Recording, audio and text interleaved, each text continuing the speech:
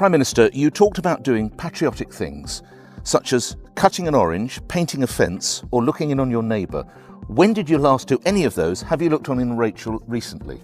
I have looked in on all my neighbours. What I was trying to get across there is something which I think we often overlook but really does matter, which is that millions of people in this country do lots of things to look after each other. Yes. I mean, cutting the orange is just running the local team. Or what it might. You've never painted a fence, have you, Prime Minister? Well, or your neighbour's fence? It's not about me painting a fence, but people. I'm really struck by the number of people that really care about their communities and want to put in.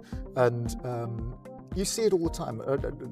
This example of people knocking on the door of a neighbour to check they're all right. Which you do with Rachel on a regular basis? Well, Rachel is my neighbour at the moment. I mean, we don't so much knock on the door. Our kids have bought a joint trampoline in the back garden of Downing Street. Okay. So they bounce around on there. So we're checking she's well. But the point I was making, it is because there's this.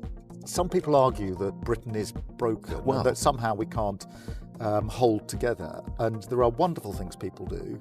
And I had a number of examples in my speech. Well, there are just also the things that people, the almost ordinary little things that people do every day, where they just put in for their community. I think they're really valuable. I think they speak to who we are as Brits. But you spoke about a broken Britain 2 years ago in this very city, Prime Minister. You said what is broken can be repaired. So Britain isn't broken or is broken? Well, which is it? What I was referring to there is, bits of our system like prisons, etc., pretty broken, hospitals pretty broken. But today I was trying to make a bigger argument about who we are as a country. And but that's a flip-flop, isn't it? Some parts of Britain are broken, some parts of it... I think it's perfectly all right to say, look, the prison system is pretty broken and we're mending it. But at the same time, the country's not broken. Who we are as a people. The speech I made, I decided early in the summer that it wouldn't be the usual sort of set of policies that are sometimes done at Labour Party conference. I wanted to make a bigger speech as who we are as a country. What does patriotism mean? What is the country that I love? And so it was a bigger argument about who we are as a people. What you're about to see is one of the most tense and revealing clashes in recent British political memory. Nick Ferrari goes straight for the jugular, pressing Keir Starmer live on air, and the Prime Minister's answers only deepen the doubts, leaving everyone from Westminster insiders to everyday viewers questioning whether he truly has control. This isn't stage drama. It's a relentless, unfiltered exchange where a leader struggles to defend controversial decisions while the interviewer refuses to ease the pressure. There's no room to pivot, no easy escape, just a series of uncomfortable moments that expose the strain behind the podium. And before we dive deeper into this interview that has political circles buzzing, here's something surprising. Most of you watching haven't subscribed to British newsletter.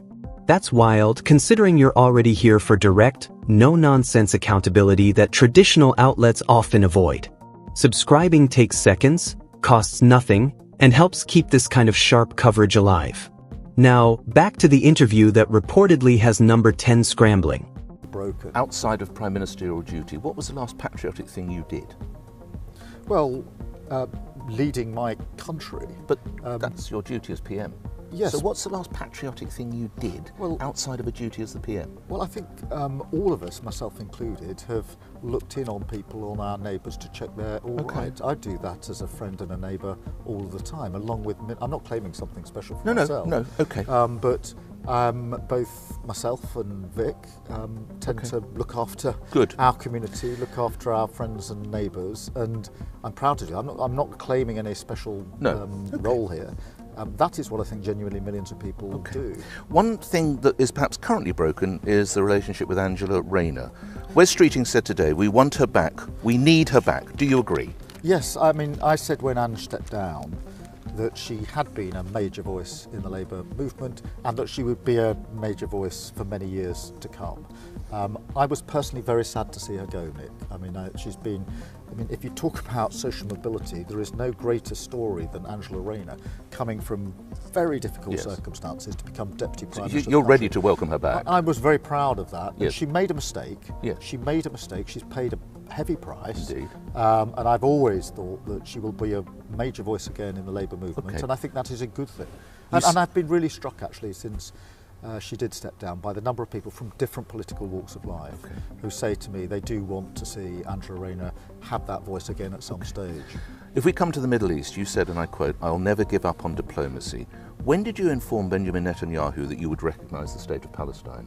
Well, I phoned him, which was the right thing to do, when I made the decision in July as to how we would go about the process. So I talked it through with him. How did he react? Person to person. Well, I'm not going to go into the details of the call, but it was the right thing to talk him through both the path I was going down, and the reasons for going down that path. Israel is an ally, and it's important that we're clear about that. Has a right to self-defense. It's really important that we're clear about that. But I do think that the very prospect of a two-state solution was diminishing before our very eyes, and that's why I talked him through not only the path I was going down, but the reasons for going down it. But recognition without the need to return the hostages or the bodies of the hostages. Why, Prime Minister? The return of the hostages is an absolute demand that we've been making but it wasn't since included in your recognition. The very start, that the hostages should be returned immediately. I've said that on every it wasn't occasion. a condition of your recognition. No, some would say you rewarded terrorism. No, I completely reject that. Go ahead. Because the two-state solution that I believe in is a two-state solution in which Hamas has absolutely no part in governance. It is the opposite of what Hamas says. It's not rewarding Hamas, it's writing them out of the future. They do not believe in a two-state solution. This is the precise opposite of what Hamas says. They're a terrorist organisation, and we need to be calling them out as that. But they should release the hostages, and they should play no part in governance. Picture this. Nick Ferrari sits down with Keir Starmer expecting the usual polished, carefully rehearsed political performance. Smooth answers, safe deflections, and the familiar language that sounds decisive without actually committing to anything. Instead, he gets a visibly unsettled Prime Minister, shifting between broad talk of British values and personal anecdotes that don't really land on the questions being asked. Ferrari starts direct: overcrowded prisons, an overstretched NHS, and ongoing border pressures. Issues that aren't abstract debates but real, structural problems. Starmer responds with sweeping reflections on community spirit and national identity, which only sharpens the disconnect in the room. Ferrari presses harder, refusing to let the conversation drift, pointing back to the failures being acknowledged but not meaningfully addressed. Starmer then tries to separate systemic breakdowns from Britain's enduring character, a distinction that quickly collapses under scrutiny as he admits problems exist while insisting core values remain intact. The exchange tightens further on foreign policy, particularly Palestine, where Starmer offers a dense explanation about diplomacy and long-term strategy, but struggles to clearly justify timing and impact when challenged directly. Ferrari keeps pushing for specifics: what has actually been done, what concrete measures exist, and instead receives broad claims, political framing, and attacks aimed at opponents rather than clear policy detail. The most striking moments come when Starmer pivots to criticism of figures outside government instead of fully answering direct questions on borders and national security, reinforcing the sense of evasion under pressure. Ferrari's reactions throughout say it all: visible disbelief at the deflections, repeated pauses at the non-answers, and clear frustration as accountability slips through the gaps. Online reaction has been intense, with clips circulating widely and viewers highlighting the gap between political messaging and lived realities. For critics, the interview crystallized a wider concern: that confident rhetoric about values is being used as a substitute for clear, actionable governance. Ferrari didn't allow that space. He kept the focus on direct answers, and in doing so, exposed just how difficult it became for Starmer to hold the line under sustained scrutiny. How do you feel about a previous Prime Minister, Tony Blair, having more influence than you do currently in the Middle East from what we saw yesterday at the White House? Well, it looks as though there might be a possibility of some sort of deal or set of arrangements that everyone can get around. I hope that is the case, and we are working with others, with the US and Arab states, as you would expect. You welcome Sir Tony's arrival We're working with the US and Arab states. And you welcome Sir Tony's arrival in this?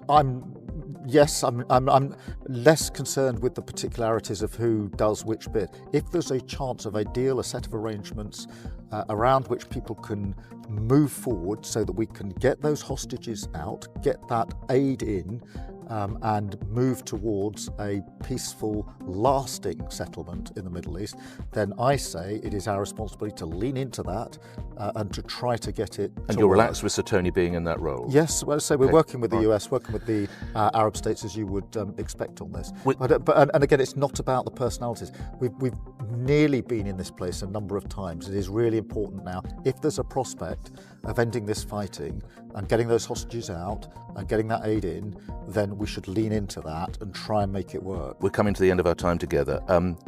Minutes after you did your speech, and congratulations. I could see how well it went down in the hall we're sitting in now, so well done. But Nigel Farage came up, as you're probably aware, and claimed you had an obsession with him. How concerned are you that he says some of your comments could have put him at risk? No, that's not the case. Respectfully, that's what Mr Farage says, Prime Minister. Well, he says a lot of things that I don't agree with. I am concerned to make the argument, and I will, on behalf of the country that I love. This tolerant, beautiful, diverse country where we pull together as a country. I am deeply concerned about reform because I think they will toxically divide our country and rip it apart. And I'm up for that fight because I think it is the fight of our times. It goes to the soul of who we are as a country. But you mentioned Mr Farage 5 times, almost as much as you did your late father. You are mildly obsessed, aren't you? No, not at all. There is a political divide, the like of which we have not seen in this country. You know, we traditionally have Labour versus the Tories. That is not the fight next time around. This is not peculiar to the United Kingdom. You can see it all across Europe. The centre-right parties are withering on the vine, as the Tories are. It is a different fight. It goes to a more fundamental issue, which is who are we as a country. Okay. And it's really important that I go out and fight for and defend for the country that I love, that I am a patriot of. And you're going to still smash the gangs, lastly. Mr Farage pointed out 400 people arrived today. You're still smashing the gangs. We will not surrender our borders. Prime Minister. We will not surrender our borders. But 400 arrived today, Prime Minister. I appreciate that, and we're working really hard to bring those numbers down. I'd just point this out, Nick, if I may. We are passing a borders bill, which is to give more powers to law enforcement at the borders. What did Nigel Farage do? He voted against it. We've got a returns deal with France, means we can return people to France. What does Farage say he'll do? He says he'll pull that down. We want to have ID cards so that you cannot work in our economy illegally. What does Farage do? He says he doesn't want it. Common factor here, he doesn't want to fix this problem, because if the boats stop coming across the channel, then he knows that his political currency goes down. He doesn't want to fix the problem. He wants to feed off it. That's the difference. Prime Minister, thank you for your time. Thank you very much, Sir Keir.